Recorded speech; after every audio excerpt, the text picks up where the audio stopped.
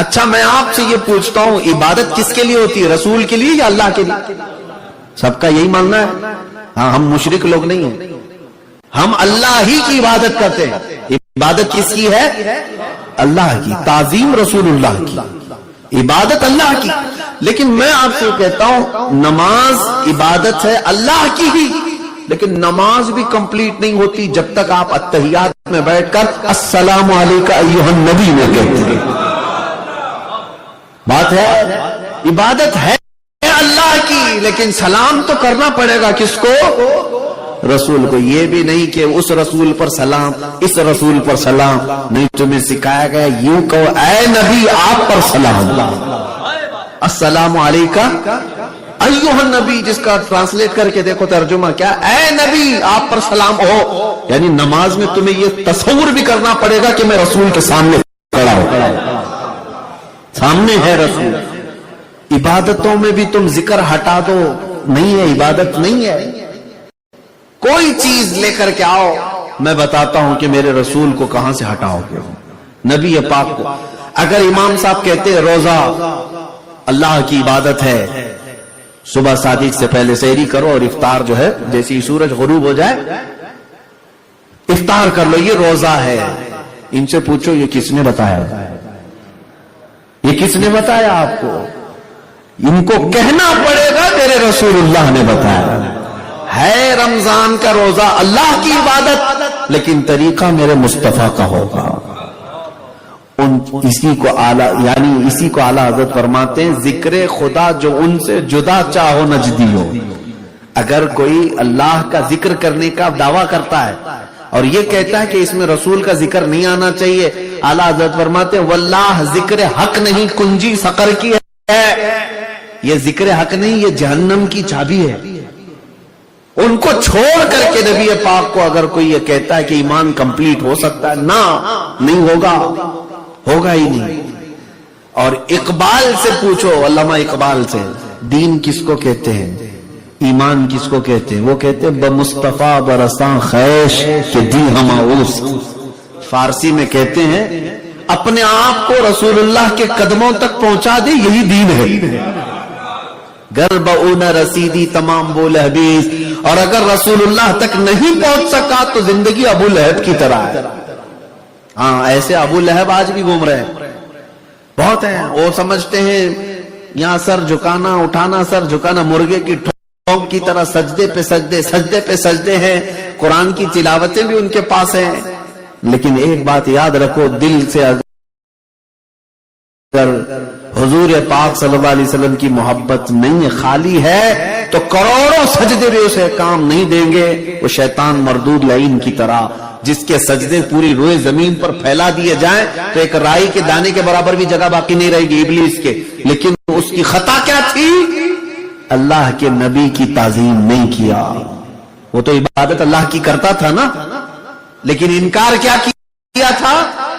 آدم علیہ السلام کو سجدہ نہیں کروں گا، وہ تعظیم تھی، نبی کی تعظیم نہیں کیا۔ کروڑوں سجدے منہ پر مار دیے گئے، کروڑوں سجدے منہ پر پھینک دیے گئے۔ اسی لیے یاد رکھو اپنے بچوں کو، جو ایمان میں بار بار کر رہا ہوں، حقیقت میں ایمان جو ہے اللہ کو ایک ماننا، اللہ کو ایک ماننا، اس کے ساتھ کسی کو شریک نہ کرنا، رسول پاک کو اللہ کا آخری رسول ماننا۔ ایمان کے تو 7 حصے ہیں نا، آمنت باللہ وملائکتہ وکتبہ ورسلہ والیوم الآخر والقدر خیرہ وشرہ من اللہ تعالی والبعث بعد الموت۔ ایمان یہ 7 چیزیں اس کے اندر۔ میں ایمان لایا اللہ پر، اس کے فرشتوں پر، اس کی کتابوں پر، اس کے رسولوں پر، قیامت کے دن پر، تقدیر پر، اور مرنے کے بعد دوبارہ زندہ ہونے پر۔ یہ 7 چیزوں پر کو ماننے کا نام ایمان ہے۔ لیکن ان 7 چیزوں میں جو جڑ ہے وہ رسول اللہ کی ذات پر ایمان رکھنا۔ کیوں؟ یہ بتایا کس نے؟ یہ 7 چیزوں پر ایمان یہ بتایا کون؟ رسول اللہ۔ ساری چیزوں کی جڑ آپ جائیں۔ اچھا، کچھ لوگ کہتے ہیں ہم کو قرآن سے سمجھاؤ، قرآن سے سمجھاؤ۔ مکہ مکرمہ میں میں بیٹھا تھا، ہمارے ساتھی ہے سلفی، وہ مدینہ یونیورسٹی میں پڑھنے والے، جامعہ ازہر سے، ताल्लुक था, मैं साथी नहीं कहता, लेकिन हम सबक लड़ते रहता था हमेशा इस बात पर कि तुम लोग खाली मदीना मदीना मदीना करते रहते हो, मक्का में आते हो, अल्लाह का घर है यहाँ पर, खाना काबा है, वो मक्का का रहने वाला।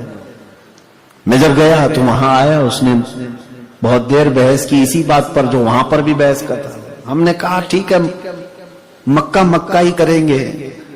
तुझे बताया कौन कि मक्का अजमत वाला है? तुझे बताया कौन? तेरे बाप ने बताया, इमाम ने बताया, किसने बताया? और खाना काबा की अजमत ऐसी है वैसी ये किसने बताया? अच्छा चलो, अजमत अपनी जगह पर, खाने काबा की तरफ मुंह करके नमाज पढ़ने का तरीका किसने बताया? कौन है जो सबके चेहरों को काबे की तरफ फेर दिया? कहा मोहम्मद रसूलुल्लाह। कहा बस बात इतनी है, हम वसीले वाले हैं, जिसने हमको सारी नेमतें अता की। आला हजरत ने इसीलिए फरमाया ना कि नजदियों, कलमा पढ़ाने का भी एहसान गया और तुम पर कोई मेरे आका की इनायत न सही, नजदियों कलमा पढ़ाने का भी एहसान गया। रसूल पाक सल्लल्लाहु ताला अलैहि वसल्लम अगर ना होते तो ना हमें काबे की अजमत मालूम थी, ना मक्का, ना कुरान, ना अल्लाह रब्बुल इज्जत की जात का तारुफ हो सकता। सारी चीजें, इसीलिए मैं कह रहा हूं हुजूर को मानने पर मुनहसिर है। अगर आप रसूल को सच्चा रसूल मानते हैं तो बाकी ईमान फिर आपका मुकम्मल हो जाएगा। फिर आप कुरान को भी मानेंगे, हदीस को भी मानेंगे, अल्लाह की वहदानियत को भी मानेंगे, काबे की अजमत को भी मानेंगे, जन्नत और दोज़ख को भी मानेंगे, हिसाब और किताब को भी मानेंगे, अर्श और कुर्सी को भी मानेंगे, लौह और कलम को भी मानेंगे। सब कब मानेंगे? जब रसूल को पहले मान लेंगे। बेन जड़ है रसूल पाक की जात। इसीलिए अपने बच्चों के दिलों में सबसे ज्यादा अगर कोई चीज आज आपको डालनी है तो मोहब्बत मुस्तफा। क्यों? अगर ये अहम ना होता तो दुनिया में बहुत सारे इल्म है, साइंस है, मैथमेटिक्स है, फिजिक्स है, ज्योग्राफिक है, अलजिब्रा है, लोग केमिस्ट्री पर पढ़ करके आगे बढ़ते हैं। कौन कौन से इल्म, कौन कौन से फन दुनिया में नहीं है? बहुत है, बहुत फन है। नबी रहमत सल्लल्लाहु ताला अलैहि वसल्लम ने जब अपने सहाबा को फरमाया कि अपने बच्चों को क्या क्या सिखाना है, तो तीन चीजें हुजूर ने फरमाया। तवज्जो, तीन चीजें हुजूर ने फरमाया, अल्लिमू औलादकुम सलास, अपने बच्चों को तीन चीजें सिखाओ। कौन कह रहा है ये? जो पूरी कायनात के उस्ताद हैं वो रसूल पाक फरमा रहे हैं, अल्लिमू औलादकुम सलास, अपने बेटों को, अपने बच्चों को तीन चीजें सिखाओ। वो क्या है तीन चीजें? नंबर 1 हुब्ब नबीकुम, सबसे पहली चीज अपने नबी की मोहब्बत सिखाओ। वह हुब्ब अहली बैतिही, सेकंड नंबर पर अहले बैत की मोहब्बत सिखाओ। तिलावतल कुरान की तिलावत इन्हें सिखा दो। ये तीन चीजें कौन कह रहा है? कायनात के मुअल्लिम, कायनात के उस्ताद। मुझे बताओ ऐ मेरे अजीजों, सबसे फर्स्ट नंबर पर क्या फरमाया मेरे आका ने? अपने नबी की मोहब्बत सिखाओ। अगर बच्चे के अंदर ये आ गई तो उसका सारा ईमान महफूज हो जाएगा, उसका डगमग नहीं रहेगा, आई काई नहीं करेगा। अपने रसूल पर यकीन आ जाए उसको, गहरे गहरे नच्चू खेरे को कभी वो खातिर में नहीं लाएगा। यही काम जिंदगी भर आला हजरत ने बरेली में बैठ करके किया है। पूरे लोगों को, उस वक्त हिंदुस्तान के हालात क्या थे? हिंदुस्तान में अंग्रेज थे और अंग्रेजों ने खरीदा था बहुत सारे मौलवियों को पैसा दे दे करके। आज भी बिकते हैं, बहुत सारे लोग बिकते हैं, पैसों पर बिक करके अपना ईमान खत्म करते हैं। ऐसे बिके हुए कई लोग थे और वो सबसे बड़ा काम क्या कर रहे थे हिंदुस्तान में? रसूल पाक सल्लल्लाहु अलैहि वसल्लम की इज्जत पर हमला कर रहे थे। आज एक काफिर, एक मुशरिक, एक पुजारी, एक पंडित जैसे कह रहे थे, मैं मौलाना से कहूंगा मस्जिद में दोबारा कभी उस गंदे खबीस का नाम मत लिया करें, मुझे पसंद नहीं। गुस्ताखे रसूल ہاں ہم اشارے سے بولتے ہیں اس لیے نہیں کہ ڈرتے ہیں، اس لیے کہ ہم زبان ناپاک نہیں کرنا چاہتے. ہاں ہمیں پسند نہیں ہے. ہم جتنی بات کریں گے ہماری زبان میں محمد محمد ہوگا، رسول پاک صلی اللہ علیہ وسلم کا نام. کیوں؟ اس لیے کہ یہ نام ہمارے دلوں میں ایمان اور ہمارے جسموں میں حرارت پیدا کرتا ہے، گندے خبیثوں کا نام نہیں. اس وقت میں جو بات کہہ رہا تھا، یہ پنڈت پجاری کافر مشرک اگر بھونکے تو مسلمان الرٹ ہو جائیں گے، یہ دشمن ہے. لیکن کوئی داڑھی ٹوپی والا جبے گبے والا ہی بولنے لگ جائے تو کئی مسلمان بہک جاتے ہیں. کہا اچھا یہ مولانا ایسا بول رہے ہیں، یہ مولانا ایسا بول رہے ہیں. اس میں کئی لوگ گمراہ ہوتے ہیں. ارے وہ بھی تو مولانا ہے، یہ بھی تو مولانا ہے. نوجوانوں میں آپ سے کہتا ہوں، مولانا کو پہچاننے کا طریقہ داڑھی ٹوپی نہیں، مولانا کو پہچاننے کا طریقہ عشق مصطفیٰ ہے. اگر رسول پاک کی محبت ہے تو پھر وہ تمہارے سر کا تاج ہے، اور اگر حضور پاک کی عظمت اس کے سینے میں نہیں ہے، جتنی لمبی ٹوپی لگائے، جتنی لمبی داڑھی لگائے، وہ تمہارے لیے جوتیوں سے بھی کم درجہ رکھتا ہے. یہی صحابہ کا ایمان تھا، یہی اعلیٰ حضرت نے ہمیں دیا ہے. اور ہمارے مرشد حضور تاج الشریعہ رحمۃ اللہ تعالیٰ علیہ یہ فرماتے تھے رسول کریم صلی اللہ تعالیٰ علیہ وسلم کے دربار کے سلسلے میں کہ نبی سے ہو جو بیگانہ اسے دل سے جدا کر دے. نبی سے ہو جو بیگانہ اسے دل سے جدا کر دے. پدر مادر برادر جان و مال ان پر فدا کرتے ہیں. باپ ہو، ماں ہو، مال ہو، جان ہو، سب رسول اللہ پر. کچھ زرخرید مولوی لوگ وہاں پر ایمان لوٹ رہے تھے ہندوستان میں. آج سے 100 سال پہلے کی بات کر رہا ہوں. ایمان لوٹنے کا کام چل رہا تھا. کیسے؟ کتابیں لکھ لکھ کر کے لوگوں کے دلوں میں حضور کی عظمت کم. میں آپ کو بتاؤں، آپ نبی پاک کا نام آئے تو کھڑے ہو جاتے ہیں کہ نہیں ہوتے؟ سلام کے لیے کھڑے ہوتے. ابھی میں جب حضور کا نام لیتا ہوں تو انگوٹھے چوم کر کے ہم آنکھوں سے لگاتے ہیں کیوں؟ یہ دلوں کے اندر آپ کے محبت ہے اور عظمت ہے. اور اس کے اوپر جب کوئی حملہ کر رہا تھا، ڈاکہ ڈال رہا تھا، نہیں، ان کے لیے کھڑے ہونا جائز نہیں. نبی کا مقام صرف اتنا ہی ہے کہ وہ جیسے بڑا بھائی ہوتا ہے. یہ جب سب کہا جانے لگا، مجھے بتاؤ میرے عزیزو، کیا ایمان محفوظ رہے گا؟ حضور پاک صلی اللہ تعالی علیہ وسلم کی عظمت سینوں میں بالکل کم نہ ہو. تب بریلی کے امام اعلیٰ حضرت امام اہل سنت نے قلم اٹھایا اور کہا ظالموں، تم کہتے ہو رسول کا مقام اتنا ہے اتنا ہے. پھر اعلیٰ حضرت نے پوری دنیا میں ڈنکا بجا کر کے بتایا کہ میرے رسول کا مقام کیا ہے. سرور کہوں کہ مالک و مولا کہوں تجھے، باغ خلیل کا گل زیبا کہوں تجھے، اے جانے جام جانے تجلا کہوں تجھے. تیرے تو وصف عیب تناہی سے ہیں بری، حیران ہوں میرے شاہ میں کیا کیا کہوں تجھے. لیکن رضا نے ختم سخن اس پہ کر دیا، خالق کا بندہ خلق کا آقا کہوں تجھے. جب لوگ میرے نبی پاک کے مقام کے بارے میں بات کر رہے تھے کہ بڑے بھائی کے برابر ہیں، ایسا ان کا علم ہے پاگلوں بچوں کی طرح، نعوذ باللہ، تب بریلی کے امام بچوں کو نہیں، جوانوں کو نہیں، بوڑھوں کو نہیں، ہر ایک امتی کو یہ سبق سکھا رہے تھے. سارے اونچوں میں اونچا سمجھیے جسے، ہے اس اونچے سے اونچا ہمارا نبی، ہے اس اچھے سے بھی اچھا ہمارا نبی. بجھ گئی جس کے آگے سبھی مشعلیں، شمع وہ لے کر آیا ہمارا نبی. خلق سے اولیاء، اولیاء سے رسول، اور رسولوں سے اعلیٰ ہمارا نبی. سب چمک والے اجلوں میں چمکا کیے، اندھے شیشوں میں غم زدوں کو مژدہ دیجئے کہ ہے رضا، بے کسوں کا سہارا ہمارا. یہ سنیوں کو سکھایا امام اہل سنت نے. آج دیکھیں افریقہ کی سرزمین پر میں بیٹھا ہوں، لیکن یہاں سے بھی ہر نوجوان گنگنا رہا ہے ہمارا نبی، ہمارا نبی، ہمارا نبی. یہ عشق رسول کی دولت جو آئی ہے، اس پہ امام اہل سنت کا بڑا رول ہے. اس کے لیے چپے چپے سے آج دنیا یہ پکار کر کہتی ہے، ڈال دی قلب میں عظمت مصطفیٰ سیدی اعلیٰ حضرت. میرے عزیزو آج اسی کام کو دہرانے کی ضرورت ہے، اسی کام کو دہرانے.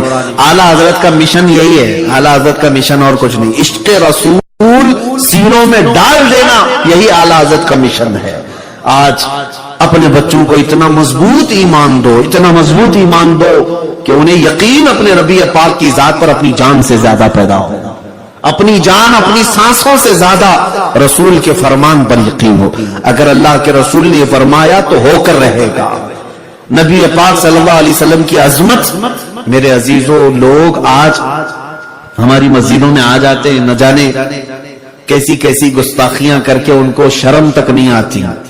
حضور پاک صلی اللہ تعالی علیہ وسلم کو ایذا دیتے ہیں، تکلیف دیتے ہیں.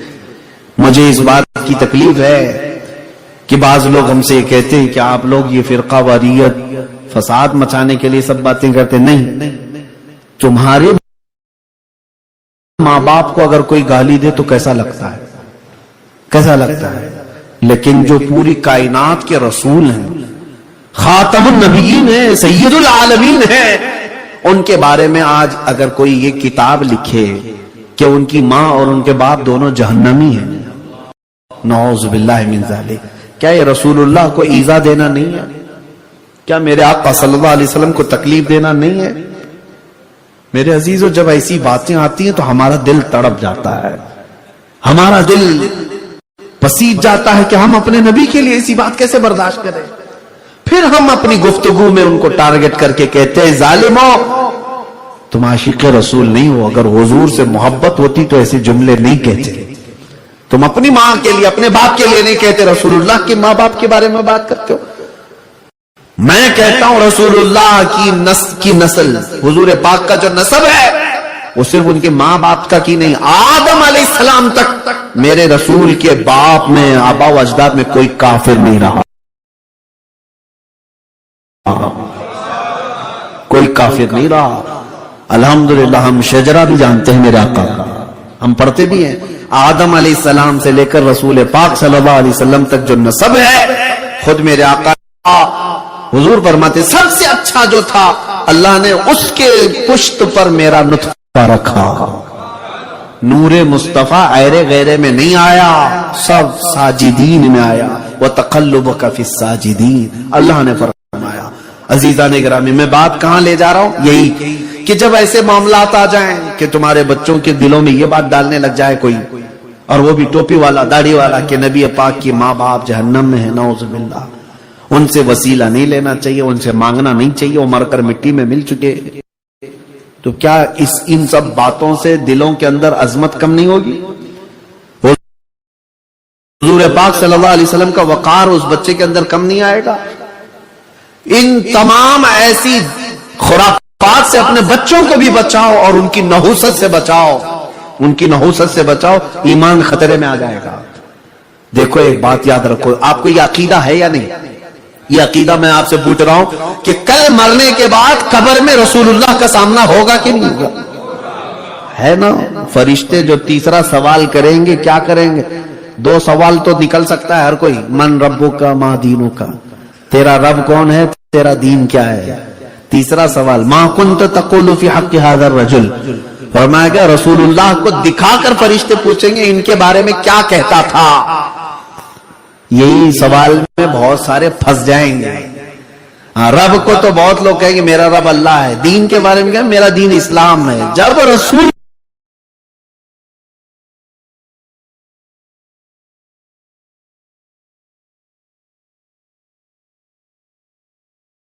کی بات آئے گی،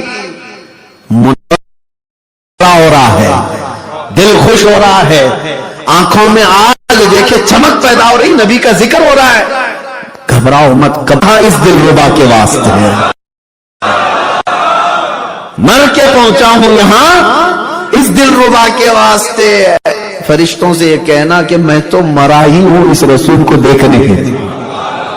ہاں اس وقت تمہارا جواب ہوگا کہ کیوں نہیں پہچانتے، ہماری مسجدیں صبح سے لے کر شام تک نماز ہوتی تھی، ہمارے مسجدوں سے صلاۃ و سلام کی آوازیں گونجتی رہی، ہمارے گھروں میں نعت مصطفیٰ پڑھا جاتا رہا.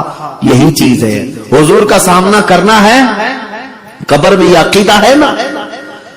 قبر میں بھی حضور کا سامنا، اور حشر کا معاملہ تو حدیثوں سے ہے کہ سارے لوگ کہاں آدم علیہ السلام سے لے کر عیسیٰ علیہ السلام تک دوڑتے رہیں گے، لیکن شفاعت کہاں ہوگی؟ وہ میرے مصطفیٰ کی بارگاہ میں، حضور پاک صلی اللہ علیہ وسلم کی بارگاہ میں ہی ہوگی۔ اب مجھے بتاؤ، زندگی میں بھی ان کا نام ضروری ہے، اذانوں میں بھی، اقامت میں بھی، نماز میں بھی، اور قبر میں بھی، اور حشر میں بھی۔